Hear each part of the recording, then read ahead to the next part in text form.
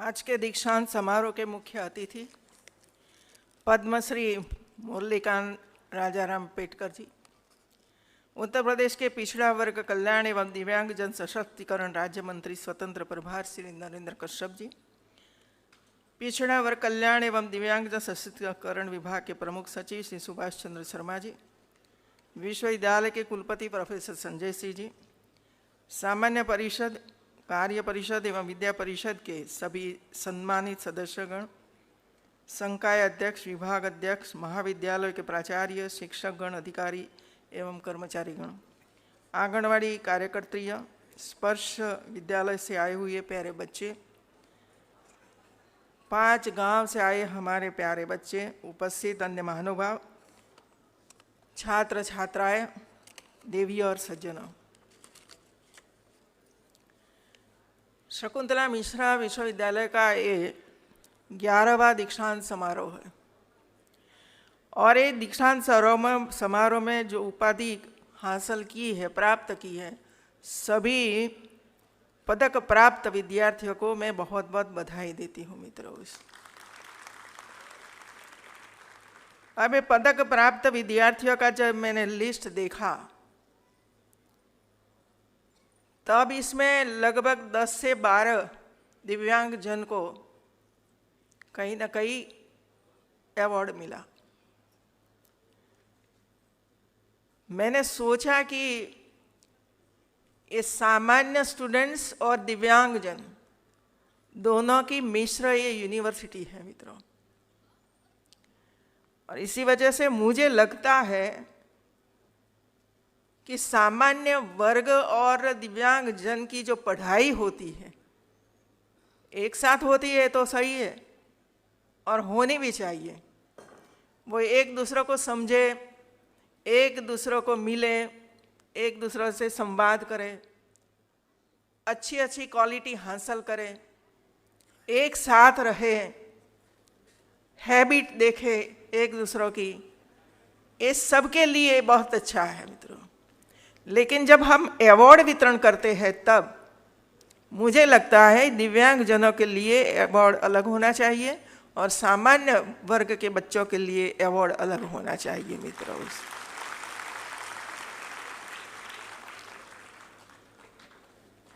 क्योंकि उनकी जो परीक्षा, उनकी जो गवर्नमेंट में या तो कहीं ना कहीं जॉब मिलती है वो भी अलग होती है ना, उसका मेरिट अलग ही रहता है। सामान्य लोगों के साथ उनकी मेरिट एक साथ नहीं रहती है और इसी वजह से मैं रिक्वेस्ट करती हूँ आज सबको कि नेक्स्ट ईयर आपको अलग मेरिट बनाइए और अलग से सामान्य वर्ग का हो और उसको दिव्यांगजनों के लिए अलग हो मित्रों।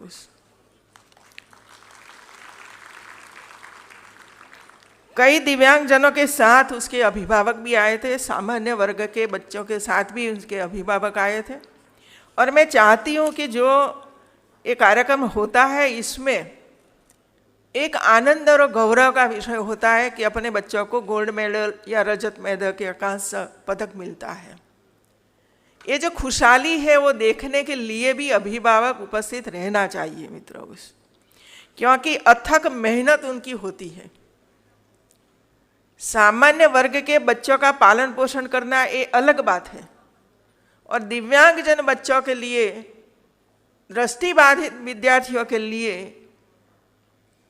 पालन पोषण करना, पढ़ाना, लिखाना, खिलाना, सुलाना ये अलग बात होती है मित्रों।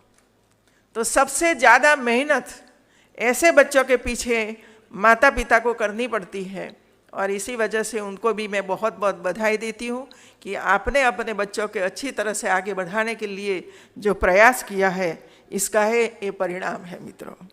ऐसे सभी स्टूडेंट्स को, छात्र छात्राओं को फिर से मैं बधाई देती हूँ मित्रों।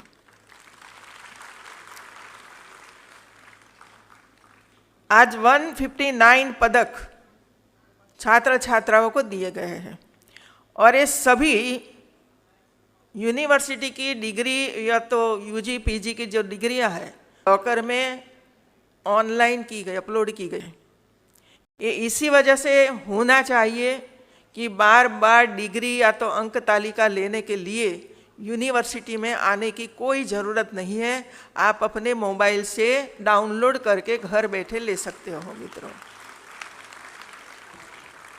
अब इसमें अंक तालिका ऑनलोड किया है भाई, अपलोड किया है अंक तालिका का।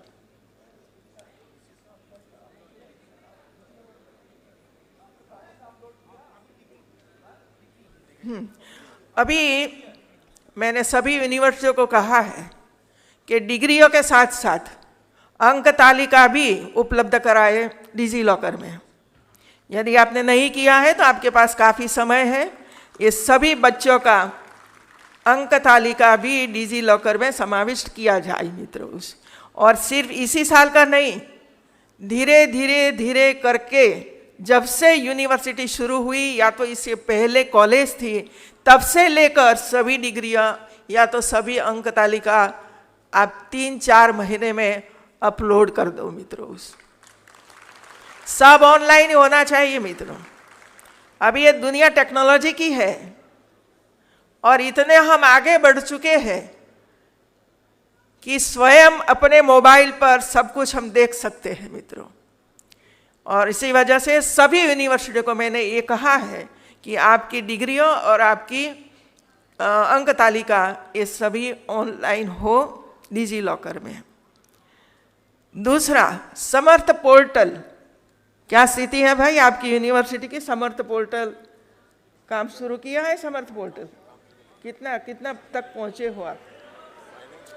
समर्थ पोर्टल एक ऐसा पोर्टल है मित्रों जो भारत सरकार ने दिल्ली यूनिवर्सिटी के माध्यम से बनवाया है। यूनिवर्सिटी में और कॉलेजों में जितनी हम प्रोसेस करते हैं, चाहे विद्यार्थियों एडमिशन हो, चाहे विद्यार्थियों की परीक्षा हो, परीक्षा फल परिणाम हो, अंक तालिका हो, आपके लेक्चरर है या तो विभाग अध्यक्ष है, सबकी सैलरी हो, आपका प्रमोशन हो, ये सभी समर्थ पोर्टल में है।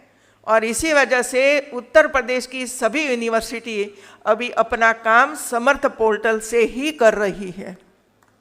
और ये निर्णय इसी वजह से लिया गया है, कई यूनिवर्सिटियों ने समर्थ पोर्टल का जितना 52 प्रोजेक्ट थे, 52 प्रोजेक्ट पूरा कर दिया है मित्रों। आपके यहाँ कितने अध्यापक हैं, आपके यहाँ कितने कार्यरत टीचर्स है, कितने कार्यरत माली है, कितने प्यून है, कितने वो है, ये सब ऑनलाइन है मित्रों। और ये करना है मित्रों, और ये करना पड़ेगा आपको। और मुझे मैंने कहा है और आपको मैसेज मिला होगा कि आने वाले 2 महीने में जितनी यूनिवर्सिटियां हैं, 34 यूनिवर्सिटी हैं, सब समर्थ पोर्टल पर मुझे दिखाई पड़ना चाहिए मित्रों। समर्थ पोर्टल पर एडमिशन का काम, परीक्षा का काम, परिणाम का काम, फी लेने का काम, ये सब आईटी कंपनियां करती थी। आईटी कंपनियां गलतियां इतनी करती थी कि आपको बार बार आपका नाम गलत तरीके से लिखा हुआ तो सुधार करने के लिए आना पड़ता था, अंक में अंक गलत लिखा तो ये सुधार करने के लिए आना पड़ता था। इतना ही नहीं, जब आप आते थे तब ये कहा जाता कि 500 रुपया फी भरो, 1000 रुपया की फी भरो। बराबर है क्या? हाँ। और 2 दिन के बाद आना, 3 दिन के बाद आना, आपका एडमिशन वहां चालू हो गया, इधर अंक तालिका नहीं मिलती है। एक गड़बड़ियों को हमें समाप्त करना है, ये गड़बड़ियां हमें समाप्त करना है मित्रों। और इसके पीछे आईटी कंपनियों के पीछे राज्य सरकार और साथ साथ में यूनिवर्सिटियां 200 करोड़ रुपया का खर्च करती थी। मैंने 200 करोड़ रुपया समाप्त कर दिया है, कोई पैसे की जरूरत नहीं है। समर्थ पोर्टल के माध्यम से आप करिए, जो थोड़ा सा खर्च होगा तो ये केंद्र सरकार को हम दे देंगे। ये आईटी कंपनियां का जो घोटाला था, इसके आपकी परेशानी इतनी थी। और मैं जब इधर आई तब मुझे पता चला 1 साल के बाद लगभग 20 लाख डिग्रियां अलग अलग कॉलेजों में पढ़ी हुई थी, अलग अलग यूनिवर्सिटी में पढ़ी हुई थी। क्योंकि ये मैंने कहा ना 100 रुपया दीजिए, 500 रुपया दीजिए तो ही डिग्री मिलेगी।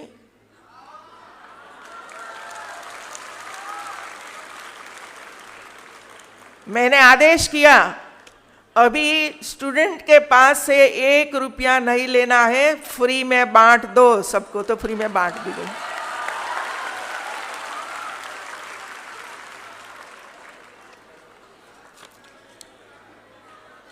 मित्र, सुधार तो होना ही चाहिए सभी जगहों पर। ऐसा नहीं है कि एक में सुधार हो जाए तो दूसरे में बिगाड़ हो जाए, ऐसा नहीं होना चाहिए। हमारा ये कर्तव्य है कि जहाँ भी हमें गड़बड़ियाँ, बिचौलियाँ अंदर घुस जाते हैं, उनको हमें दूर करना है और एक स्वस्थ शैक्षणिक परिवार वातावरण बनाना है। मित्रों, आज के दीक्षांत समारोह में मुख्य अतिथि पद्मश्री श्री मुरलीकांत राजाराम पेटकर जी, मैं स्वागत करती हूँ मित्रों, नमन भी करती हूँ। इतने काम करके आए हैं, पढ़ा तो था लेकिन आज उनके दर्शन हुए। मित्रों, पेटकर ने 1972 में जर्मनी में आयोजित पैरालंपिक में 50 मीटर फ्री स्टाइल तैराकी में एक नए विश्व रिकॉर्ड प्राप्त किया है। मुझे बताया गया कि अभी तक ये रिकॉर्ड किसी ने भी तोड़ा नहीं है। और सबसे पहला भारत का पहला ओलंपिक स्वर्ण पदक उन्होंने जीता था। मित्रों, शुरुआत की इनके द्वारा माननीय सेना, भारतीय सेना में भी अपनी सेवाएं दी जा चुकी है तथा भारतीय सेना के महत्वपूर्ण सम्मान रक्षा पदक से भी सम्मानित किया जा चुका है। ये जब सेना में थी तब 3 गोलियां लगी ना, 9 गोलियां लगी थी, 9 गोलियां लगी थी, फिर भी जीवित है। देखो, जीवित है नहीं है, सक्रिय रहे हैं। इनके जीवन वृत्तांत पर आधारित फिल्म चंदू चैंपियन भी बनाई गई है। देखा है आप लोगों ने? और नहीं देखा है तो यूनिवर्सिटी में दिखाओ सबको, चंदू चैंपियन। और जहां जहां ऐसी कॉलेज, ऐसे स्कूल है, वहां दिखाना चाहिए कि दृष्टिबाधित हो या कोई भी हो, ये कैसे आगे बढ़ सकते हैं, उसका एक उत्तम एग्जाम्पल है। मित्रों,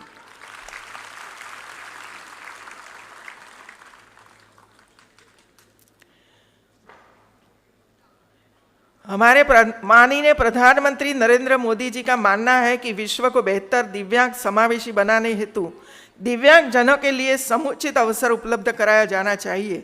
समावेशी शिक्षा के माध्यम से दिव्यांग जनों को सशक्त बनाना तथा उन्हें समाज की मुख्य धारा से जोड़ने हेतु हमें प्रयास करने चाहिए। दिव्यांग जनों के भीतर प्रकृति प्रदत्त एक विशिष्ट प्रतिभा और रचनात्मकता होती है, कुदरत देती है। मित्रों, भारत के सांस्कृतिक इतिहास में महान ऋषि अष्टावक्र की परिकल्पना और सूरदास के सैकड़ों पद आज भी हमें प्रेरित करती है और हमारे जीवन को सकारात्मक दिशा देती है। ये भी एग्जाम्पल है हमारे सामने। उन्हें जब भी अवसर मिलता है, ये उसे 100% परिणाम में बदलते हैं तथा अपनी अद्वितीय आंतरिक क्षमता एवं प्रतिभाओं से हमें अचंभित करते हैं। इनकी प्रतिभाओं को विभिन्न क्षेत्रों में देखा जा सकता है। शिक्षा, खेल व समाज के अन्य विविध क्षेत्रों में इनकी प्रतिभाओं ने देश विदेश में अपनी वैश्विक पहचान स्थापित की है। भारत की प्रगति एवं विकास में दिव्यांगजनों की भूमिका महत्वपूर्ण है। आज भारत पारा स्पोर्ट्स के क्षेत्र में किसी परिचय का मोहताज नहीं है। मुझे यह जानकर प्रसन्नता है कि विश्वविद्यालय द्वारा दिव्यांगजनों में खेल गतिविधियों को बढ़ावा दिए जाने हेतु स्पेशल ट्रेनिंग देकर पैरा ओलंपिक व अन्य स्पर्धा हेतु खिलाड़ी तैयार किए जा रहे हैं। विश्वविद्यालय द्वारा दिव्यांगों के खेल प्रतिभा को आगे बढ़ाए जाने हेतु प्रयासों से उनके आत्मविश्वास को बल मिलता है। मुझे ये बताते हुए अत्यंत प्रसन्नता हो रही है कि हाल ही संपन्न हुए पेरिस पैरालंपिक में इस वर्ष भारतीय खिलाड़ियों ने कुल 29 पदों के साथ अपना सर्वश्रेष्ठ प्रदर्शन किया है। मैं सबको बधाई देती हूँ मित्रों। 7 स्वर्ण पदक, 9 रजत पदक और 13 कांस्य पदक के साथ भारत पदक तालिका में 18वें स्थान पर रहा है। कल ये सभी जो 29 पदक प्राप्त किए सभी छात्र छात्राएं प्रधानमंत्री जी को मिले। आपने देखा है दृश्य, आपने देखा है दृश्य, प्रधानमंत्री जी किस तरह उनके मिलते हैं और किस तरह हमारे बच्चों ने उनको अपना मेडल पहनाया। प्रधानमंत्री जी को मेडल पहनाया कि हमारा ये मेडल आप पहन लीजिए मित्रों। और ये मेडल वैसे नहीं, जिसने पहनाया वो एकदम हाइट कम थी, तो प्रधानमंत्री स्वयं नीचे बैठ गए और उसने पदक पहनाया और बोले प्रधानमंत्री के देखो आज आप मुझसे भी बड़े हो गए, मुझसे भी बड़े हो गए, क्योंकि प्रधानमंत्री नीचे बैठे और वो खड़ा था तो उसकी हाइट है। तो ये है मित्रों, दिव्यांगजनों के साथ बड़े लोग किस तरह व्यवहार करते हैं, किस तरह बातें करते हैं और किस तरह उसको प्रोत्साहित करते हैं, ये प्रधानमंत्री से देखने की जरूरत है मित्रों।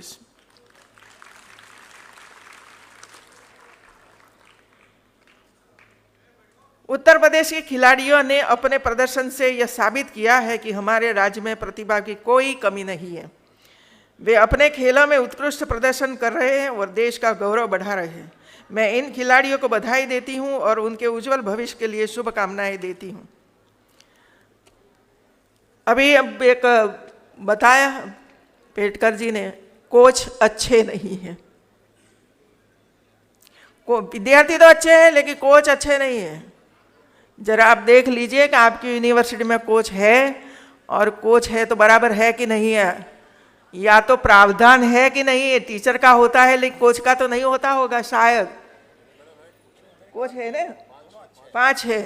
अब ये कोच बराबर है कि नहीं, जरा उसका पैरामीटर बराबर है नहीं, ये जरा देख लीजिए मित्रों। उनका सर्वश्रेष्ठ होगा तो स्टूडेंट्स पर सर्वश्रेष्ठ होगा, ये देख लेना चाहिए मित्रों आपको।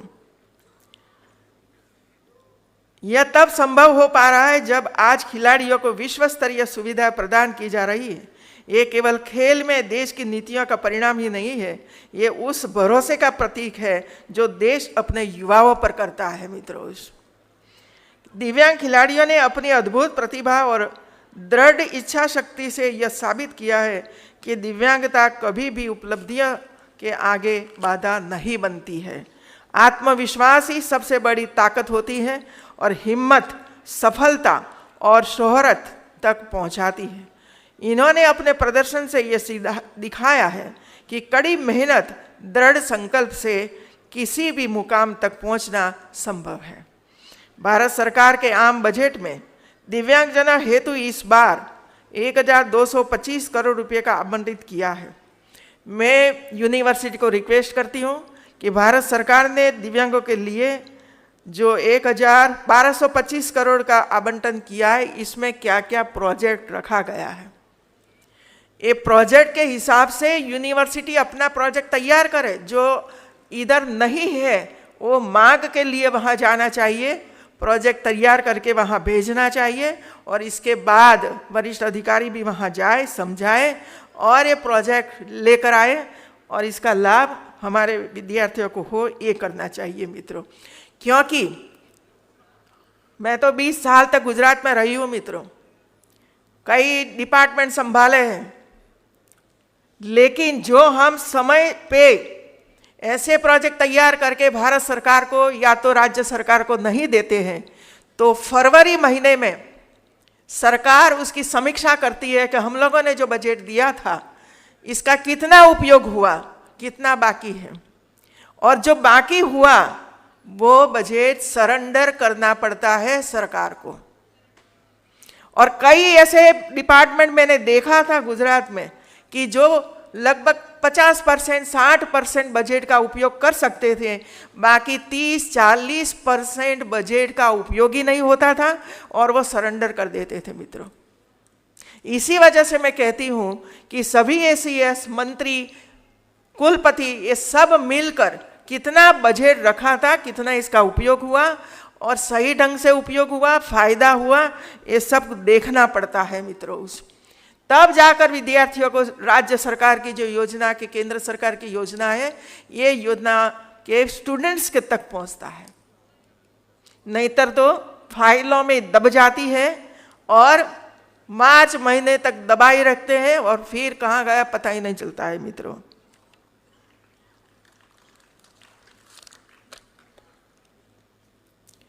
इस कार्यक्रम में दिव्यांग सहायक उपकरण खरीदने, दीनदयाल दिव्यांग पुनर्वास योजना, शैक्षणिक सहायता, दिव्यांग छात्रों की छात्रवृत्ति तथा उन्हें उच्च शिक्षा के अवसर पर उपलब्ध कराने के माध्यम से सशक्त बनाने की प्रतिबद्धता को दर्शाया गया। इसमें इतनी योजनाएं हैं, ये योजनाओं का लाभ ये विद्यार्थियों को मिले, इसके लिए हमें प्रयास करना चाहिए। आज ये आंगनवाड़ी केंद्र को भी 200 आंगनवाड़ी केंद्र को, इसमें 100 आंगनवाड़ी केंद्र को ये यूनिवर्सिटी ने दिया है। जो आपने देखा स्टेज पर, बच्चों को बैठने के लिए चेयर, लिखने के लिए टेबल, खेलने के लिए अलग साधन, साइकिल, ये सब उनको दिया गया है मित्रों, कि जिसकी वजह से बच्चे आंगनवाड़ी में भी अच्छी तरह से लिख पाए, सीख पाए और कलर, आकार, ये सब कुछ वो देखे और समझे और आगे बढ़ने के लिए प्रयास करें। और 100 किट जिला प्रशासन लखीमपुर खीरी द्वारा दिया गया है। मतलब लखीमपुर खीरी में 200 आंगनवाड़ी को आज ये किट मिली है और मैं अपेक्षा करती हूँ हमारी कार्यकर्तियों को इसका सही ढंग से उपयोग करिए मित्रों। इसी तरह जो गांव गोद लिए गए हैं, ये गांव में भी वहाँ के बच्चों की स्पर्धा हुई, खेल की स्पर्धा हुई होगी, पेंटिंग की हुई, स्पीच की हुई, स्टोरी टेलिंग की हुई, और इसमें जो सर्वश्रेष्ठ काम जिसने किया है उनका आज सम्मान किया गया है मित्रों। ऐसे सभी बच्चों को मैं बहुत बहुत बधाई देती हूँ मित्रों।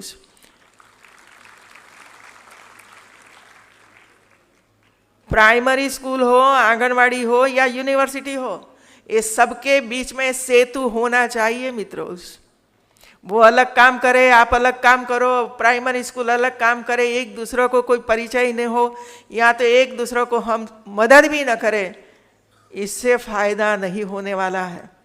यही बच्चे हैं जो आंगनवाड़ी के धीरे धीरे पढ़ते पढ़ते यही यूनिवर्सिटी में एडमिशन लेने वाले हैं। और इसी वजह से हम ये चाहते हैं कि यूनिवर्सिटी भी गांव तक पहुँचे, आंगनवाड़ी तक पहुँचे और वहाँ जाकर देखे कि क्या कमियां हैं, और ये कमियां दूर करने के लिए जितना हो सके इतना प्रयास करें, और इस प्रयास की अपेक्षा है मित्रों। इसी तरह हम लोगों ने एक हेल्थ किट बनाई है, राजभवन द्वारा बनाई गई है, और इसमें सब कुछ है मित्रों। जब कोई बच्चा खेलता है और खेलते समय उस पर कुछ लहू निकला, कुछ पैर में मोच आ गई, कुछ वो हो गया, कुछ वो हो गया, बच्चे आए शर्ट है लेकिन बटन नहीं है,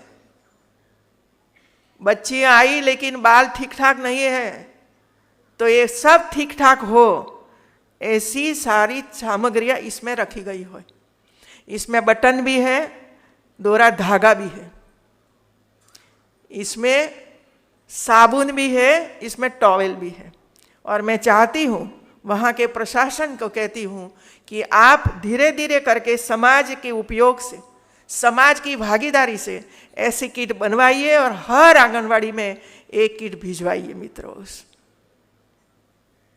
बच्चे बीमार हो जाते हैं मित्रों, माँ तो ध्यान रखती नहीं क्योंकि वो तो खेतों में पड़ी है बेचारी, काम करने के लिए गई है, तो इसकी देखभाल, उसके आंख में कुछ गड़बड़ है तो वो अभी ड्रॉप है अंदर तो डाल दीजिए आप लोग, डॉक्टर ने ही ड्रॉप्स दिया है। तो ये जो काम है ना, तो आंख ज़्यादा बिगड़ेगी नहीं और स्वच्छ हो जाएगी मित्रों। तो ऐसे काम इसमें हुए हैं और ऐसे बच्चों को भी यूनिवर्सिटी ने कुछ न कुछ दिया है, खाने का भी दिया है, पढ़ने के लिए बुक भी दी है और इसमें स्वीट वगैरह भी दिया गया है मित्रों। और मैं ये सभी टीचर्स को कहती हूँ कि इसका मैक्सिमम उपयोग करिए।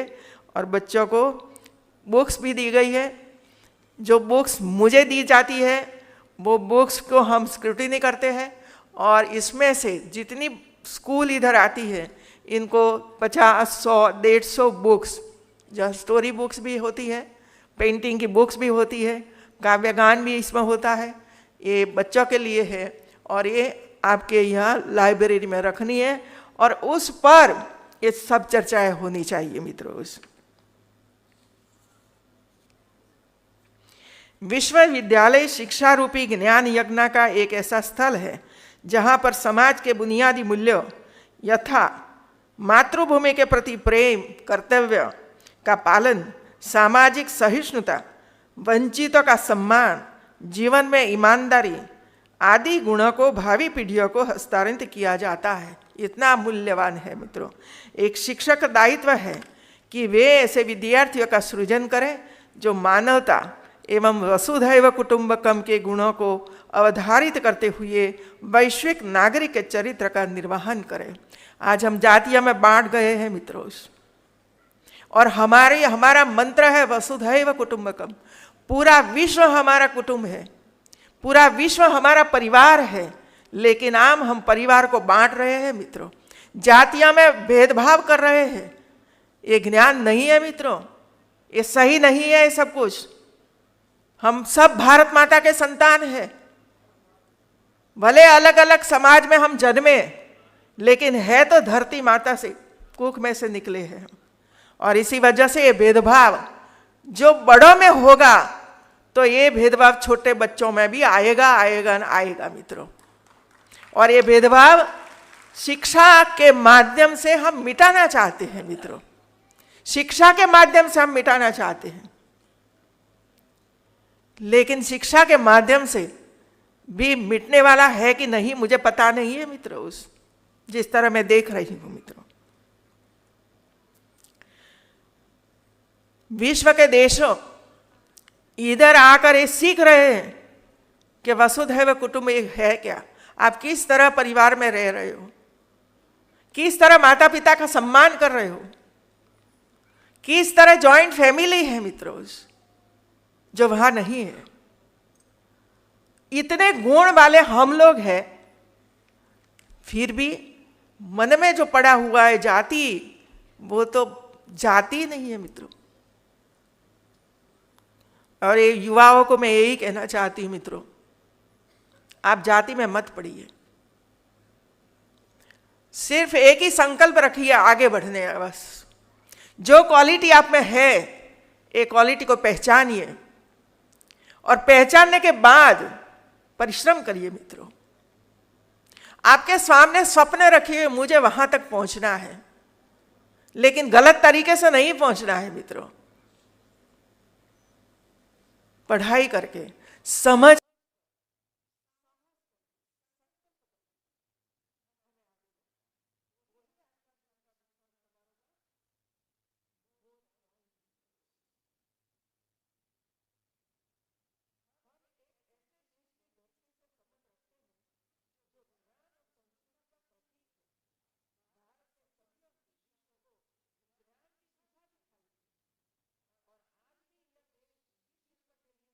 का केंद्र है। फाहियान जैसे महान व्यक्तित्व ने 62 वर्ष की उम्र में पैदल चलकर भारत की यात्रा करी। क्यों आए भारत? विनय पट्टिका लेने के लिए। विनय पट्टिका एक ऐसी बुक थी जो चाइना में थी, हमारे यहां से गई थी, लेकिन इसमें डिसिप्लिन के माध्यम से भारत किस तरह काम कर रहा है, ये इसमें सब कुछ लिखा गया था। फाहियान ने देखा तो चाइना में मिला, लेकिन टूटा फूटा था, पढ़ नहीं पाया, तो उसने सोचा कि वो भारत में ही मिलेगा। अब चाइना से निकलकर भारत हिमालय की चोटियों को पार करते हुए भारत में आना और ये पट्टिका ढूंढना, कितना परिश्रम किया। 3 साल निकले भारत पहुंचते तक, हिमालय पर्वत पर पैदल चले मित्रों, और बिहार पहुंचे। बिहार में ढूंढे जितने बौद्ध संस्थान थे वहां, लेकिन एक जगह पर से उन्होंने विनय पट्टिका प्राप्त की। ये अच्छी स्थिति में थी, लेकिन लिखी थी संस्कृत में, तो वह पढ़ नहीं पाते थे, लेकिन हौसला बुलंद था कि मुझे लेकर ही जाना है, तो वहां रुके, वो संस्कृत पढ़े सीखे, और 3 साल पढ़ने के बाद 3 साल में उसका भाषांतर किया चाइनीज भाषा में, और भाषांतर करने के बाद वो बुक लेकर पैदल चलते हुए चाइना पहुंचे। ये कमिटमेंट है मित्रों, और ये भारत है, ये भारत है, ये भारत का ज्ञान का समुंदर है मित्रों। और ऐसे भारत में हम रहते हैं, नालंदा और तक्षशिला के बारे में हम जानते हैं मित्रों, लेकिन सालों तक वैसे टूटा फूटा पड़ा रहा, किसी ने उसकी ओर देखा नहीं। 17 साल तक एक हमारे प्रधानमंत्री जी ने देखा, गए, और आज नालंदा विश्वविद्यालय फिर से शुरू किया मित्रों। उस वैसे ही यूनिवर्सिटी बनाई। अब दूसरा पार्ट अभी 1 महीने पहले उन्होंने उद्घाटन किया, और आज हमारे विश्व के विद्यार्थी, भारत के विद्यार्थी वहां अभ्यास कर रहे हैं मित्रों। ये तो शक्ति है हमारे मित्रों। क्या सोचते हैं हम लोग पता नहीं चलता है मुझे। इतने बड़े बड़े काम भारत में हो रहा है, हमें सम्मान होना चाहिए, हमें अभिमान होना चाहिए ऐसे लोगों के लिए। ये सब भूलना चाहिए। सिर्फ ज्ञान, संस्कार, हमारी परंपराएं, हमारी संस्कृति, यही हमारी नजर समक्ष होनी चाहिए, नहीं कि जातियां मित्रों। यह उनकी ज्ञान की भूख और भारत के प्रति उनके सम्मान को दर्शाता है। भारत ने सदियों से बौद्ध धर्म, हिंदू धर्म, जैन धर्म, सिख धर्म जैसे अनेक धर्मों को जन्म दिया है, और आज भी यह देश धार्मिक सौहार्द और सहिष्णुता का प्रतीक है मित्रों, रहा है आज तक। हम बांटिए मत मित्रों इसमें। मैं आप सभी से आग्रह करती हूं कि आप भारत की इस ज्ञान परंपरा को समझें और इसका सम्मान करें। आइए हम भारत के ज्ञान को विश्व के साथ साझा करें और मानवता को एक बेहतर भविष्य बनाए मित्रों। हम अच्छा इंसान बने, वो ही हमारी ये ज्ञान की दिशा है। अच्छे इंसान नहीं बने ने, गोल्ड मेडल का कोई अर्थ नहीं है मित्रों, सिर्फ लटका रहेगा।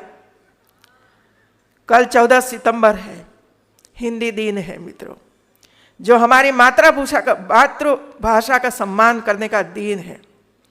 नई शिक्षा नीति 2020 में प्राथमिक तौर पर मातृभाषा के प्रभाव को समायोजित करते हुए हिंदी भाषा के महत्व को सम्मिलित किया है। वह हिंदी के प्रभुत्व को स्थापित करते हुए भविष्य में हिंदी युग की स्थापना का कारक बनेगा मित्रों। उस हिंदी हमारी राष्ट्रभाषा है मित्रों। और आज सब कुछ अंग्रेजी में हो रहा है, हिंदी हम भूल रहे हैं। कक्षा 1 में अंग्रेजी, कैसे बच्चा समझ पाएगा हमारी संस्कृति। और ये न्यू जो नेशनल एजुकेशन पॉलिसी में ये कहा गया है भाई 5वीं कक्षा तक मातृभाषा में बच्चों को सिखाओ, और 6ठी कक्षा के एक सब्जेक्ट के रूप में अंग्रेजी, संस्कृत वगैरह आए इसमें।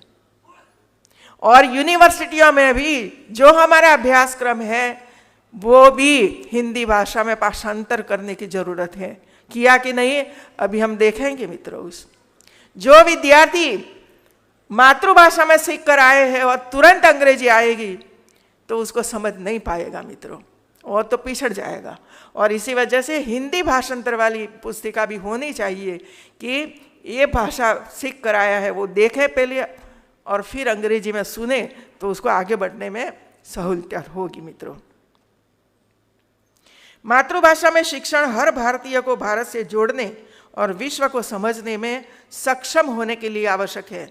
इसलिए यदि भारत को एक वैश्विक ज्ञान महाशक्ति बनाना है तो मातृभाषा में शिक्षा को बढ़ावा देना ही होगा। इसी महीने पितृपक्ष पखवाड़ा भी शुरू होने वाला है।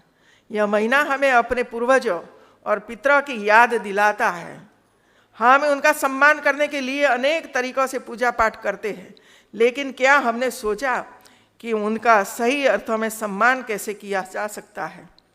प्रधानमंत्री जी की पहल पर एक पेड़ माँ के नाम अभियान ने हमें एक नई दिशा सिखाई है। किया था आप लोगों ने? माँ के नाम एक पेड़ यूनिवर्सिटी ने कार्यक्रम किया? हाथ जरा उठाइए ना। वो तो अध्यापकों ने किया, आपने क्या किया? आपके माँ के नाम से पेड़ लगाया? बोलिए, गांव में लगाया, घर में लगाया, खेत में लगाया, कि यूनिवर्सिटी में लगाया कभी? तो माता के प्रति सम्मान कहाँ हुआ मित्रों? बोलने में सिर्फ सम्मान है।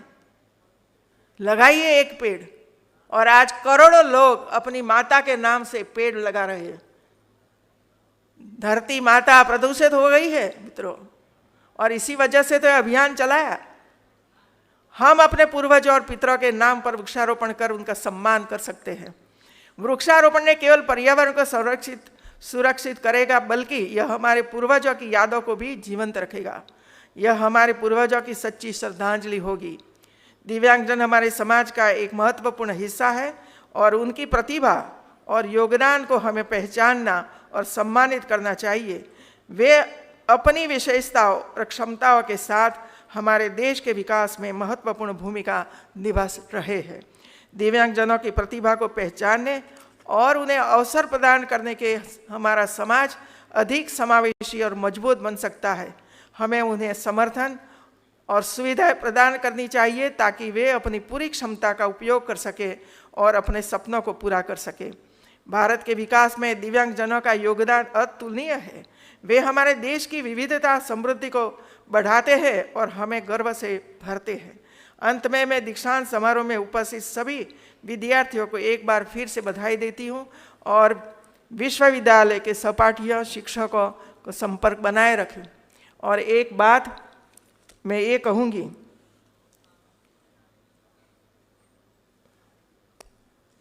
आपके पास प्रेस है, प्रेस का कितना उपयोग हो रहा है, इसी तरह इसका उपयोग करना चाहिए कि इनकम जनरेट हो, और जो स्टूडेंट इसमें काम करता है उसको भी कुछ मिले, उनको कुछ मिले, वहाँ काम करे। तो इसका प्रोजेक्ट नहीं बनाया है तो आप बनाइए मित्रों उस। और एक लास्ट, नेक एक्रेडिटेशन के लिए हम लोगों ने काफ़ी प्रयास किया था, लेकिन इसमें हम सफल नहीं हुए। ये सभी हमारे अध्यापक बैठे हैं। एक दो बार आप राजभवन में आए थे मित्रों, लेकिन इसके बाद जो काम आगे बढ़ाना चाहिए वो आपने बढ़ाया नहीं बढ़ाया, ये मेरे तक तो नहीं पहुंचा है। और मैं चाहती हूं कि अब नेक का काम तो समाप्त हो चुका है। आपको अलग तरीके से जो बाइनरी आ रहा है इसमें जाना पड़ेगा। तो आप तैयारी करिए मित्रों, बाइनरी के लिए और दूसरा NRF के लिए। मित्रों, हमारी क्वालिटी क्या है, हम क्या कर रहे हैं मित्रों यूनिवर्सिटियों में, वो तो दिखाना ही पड़ेगा मित्रों। तो NRF के लिए तैयार होइए और बाइनरी के लिए तैयार होइए, और बैठिए VC के साथ। वो VC है मैंने भेजा है जो अंबेडकर यूनिवर्सिटी में यूनिवर्सिटी को नेक में A++ ला कर दिखाया है मित्रों। तो मैं चाहती हूँ मित्रों, यही यूनिवर्सिटी पीछे न रहनी चाहिए, वो यूनिवर्सिटी भी आगे आए, इसके लिए प्रयास करना चाहिए। सबको मिलकर प्रयास करना चाहिए। जिसमें जो क्वालिटी है इसका मैक्सिमम उपयोग करके NRF और बाइनरी में हम आगे बढ़े, वही अपेक्षा है आपके पास। फिर से आप सबको बहुत बहुत बधाई, धन्यवाद। बहुत बहुत आभार माननीय कुलाध्यक्ष महोदया। आपके अध्यक्षीय उद्बोधन हेतु पुनः आभार।